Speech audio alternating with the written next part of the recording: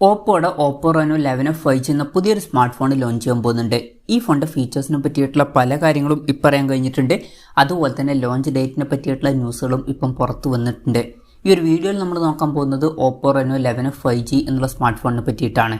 Video തുടങ്ങുന്നതിന് മുമ്പ് പറയാനുള്ള ഒരു കാര്യം എന്താ വെച്ചാൽ, നിങ്ങൾ ടെക് വാർത്തകൾ ഫോളോ ചെയ്യാൻ താല്പര്യമുള്ളവരാണെന്നുണ്ടെങ്കിൽ നമ്മുടെ വാട്സപ്പ് ചാനലിലോ അല്ലാന്നുണ്ടെങ്കിൽ ടെലഗ്രാം ചാനലിലോ ജോയിൻ ചെയ്യാവുന്നതാണ്. താഴെ ഡിസ്ക്രിപ്ഷനിലും അതുപോലെ തന്നെ കമൻറ്റ് ബോക്സിലും നമ്മുടെ വാട്സപ്പ് ചാനലിൻ്റെയും അതുപോലെ തന്നെ ടെലഗ്രാം ചാനലിൻ്റെയൊക്കെ ലിങ്കും കാര്യങ്ങളൊക്കെ കൊടുക്കുന്നുണ്ട്.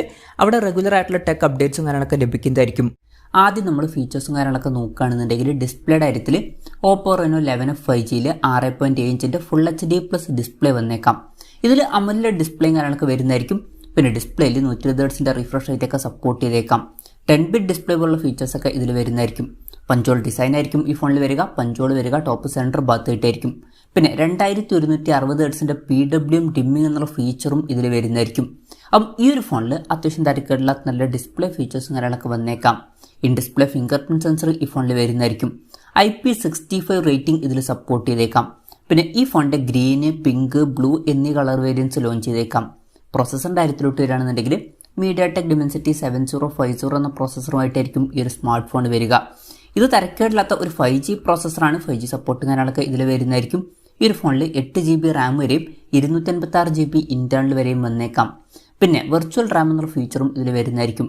അപ്പം എക്സ്ട്രാ റാം ഇന്റേണൽ മെമ്മറിയിൽ നിന്ന് എടുത്ത് യൂസ് ചെയ്യുന്നതായിരിക്കും. അങ്ങനെ 8GB റാം വരെ എക്സ്ട്രാ ലഭിക്കുന്നതായിരിക്കും. പിന്നെ ക്യാമറയുടെ കാര്യത്തിലോട്ട് വരികയാണെന്നുണ്ടെങ്കിൽ ഫോണിൻ്റെ പിന്നിൽ ട്രിപ്പിൾ ക്യാമറ സെറ്റപ്പ് വന്നേക്കാം. 64 MP മെയിൻ ക്യാമറ സെൻസർ ആയിരിക്കും ഈ ഫോണിൽ വരിക. ഇത് OmniVision 64Bയുടെ സെൻസർ ആയിരിക്കും. പിന്നെ 8 MP സോണി IMX 355ൻ്റെ അൾട്രാ വൈഡ് ആംഗിൾ ലെൻസും ഇതിൽ വരുന്നതായിരിക്കും. 2 MP മാക്രോ ലെൻസും ഈ ഫോണിൽ വന്നേക്കാം. പിന്നെ ഫ്രണ്ടിൽ 32 MP സോണി IMX 615ൻ്റെ സെൽഫി ക്യാമറയും വന്നേക്കാം. അപ്പം ഓൺ പേപ്പർ തിരക്കേടില്ലാത്തൊരു ക്യാമറ സ്പെസിഫിക്കേഷനൊക്കെ ഇതിൽ വരാൻ സാധ്യതയുണ്ട്. ഇനി ബാറ്ററിയുടെ കാര്യത്തിലോട്ട് വരികയാണെന്നുണ്ടെങ്കിൽ 5000 mAh ബാറ്ററി ഈ ഫോണിൽ വരുന്നതായിരിക്കും.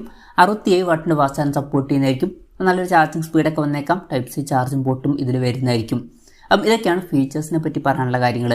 ഇനി ലോഞ്ച് ഡേറ്റിൻ്റെ കാര്യം പറയുകയാണെന്നുണ്ടെങ്കിൽ February 24 ഈ ഫോൺ ലോഞ്ച് ചെയ്യുമെന്നാണ് ഇപ്പോഴുള്ള റിപ്പോർട്ടുകൾ പറയുന്നത്.